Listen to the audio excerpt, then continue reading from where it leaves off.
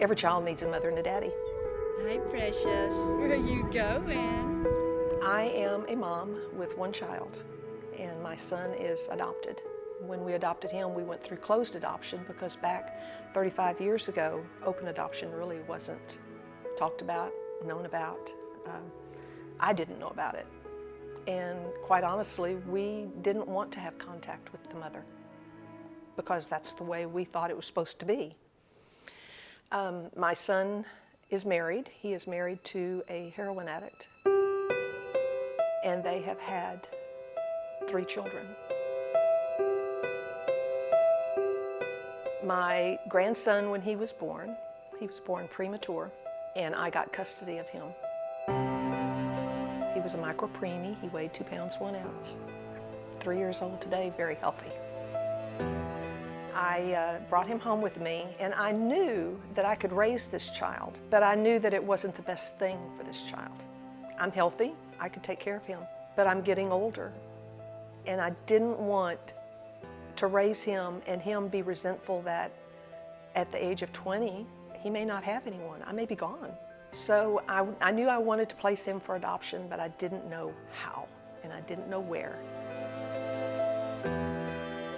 I have strong faith, and one day I actually asked the Lord, please hit me with a loud thunderbolt because your little whispers aren't cutting it anymore. I need this thunderbolt to know that I'm doing the right thing.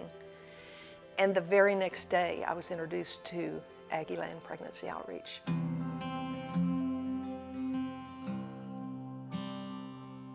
Aggieland Pregnancy Outreach came to my home. Carla came to my home that very weekend. We got to know each other. She was in my home and saw the environment he had. She brought books of couples that were wanting to adopt children, and I went through them. And the very first one that I saw that I chose is the one who has Colin today. Once we met Colin, we fell in love with him, and there was no turning back after that.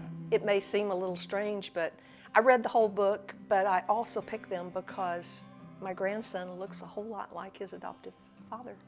That was the very first thing that caught my eye. I do remember Judy's background with her work and all. I remember being grilled at the time. Not really grilled. That may be a poor term, but no, she was excellent. But I do remember being asked, and there were some very poignant questions that were very important to her that she needed to hear an answer from us and get our perspective from. And so I actually felt that to be encouraging because I knew that she was not the type that was going to mess around. She knew what she wanted, and I was very glad that she welcomed us into her home and wanted to hear more about us, and had picked us out of, come to find out later, picked us out of several options that she had. Colin was adopted by this beautiful family, and when I found out that my son and daughter-in-law were pregnant again, my first thought was, this child needs to live with Colin.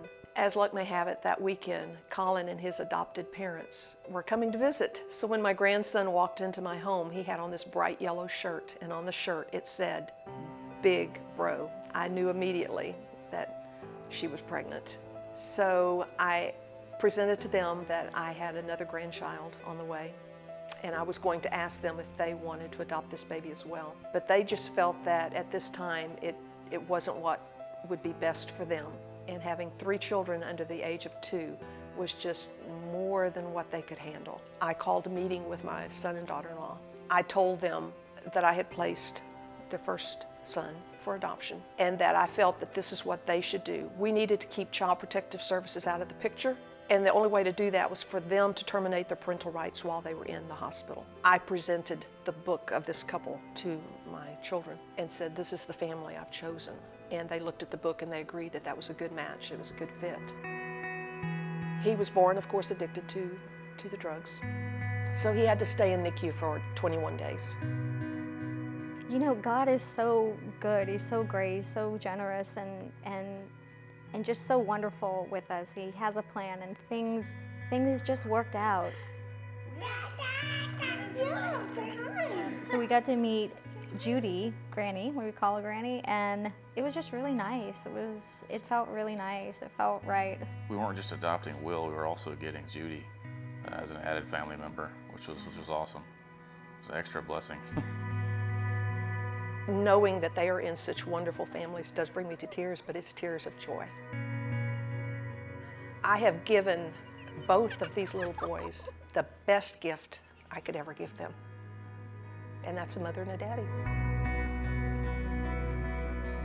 I am a grandmother through and through, and they don't let me forget it either. She's a special part of his life and our life. She's like one of my grandmas, you know, she's just like my third, second mom. like my third grandma. She is, she's kind of like your second mom. I wouldn't have it any other way. We stay in close contact. We live, you know, about 175 miles apart. We keep in close contact through videos and through texting and emailing photos back and forth whenever we don't see each other. And we do visit as often as we can. We definitely feel like Judy's a part of the family, and we are proud and privileged to get to include her in all the activities that we have.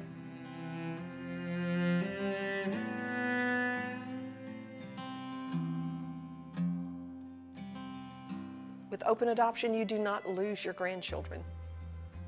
They will always be a part of your life. If I were to talk with other grandparents who are raising their grandchildren, knowing the struggle that these grandparents might be going through, I would do everything in my power to encourage them to research and look into adoption. Don't think about you. Put the children first. I encourage that for any grandparent that's raising their grandchildren.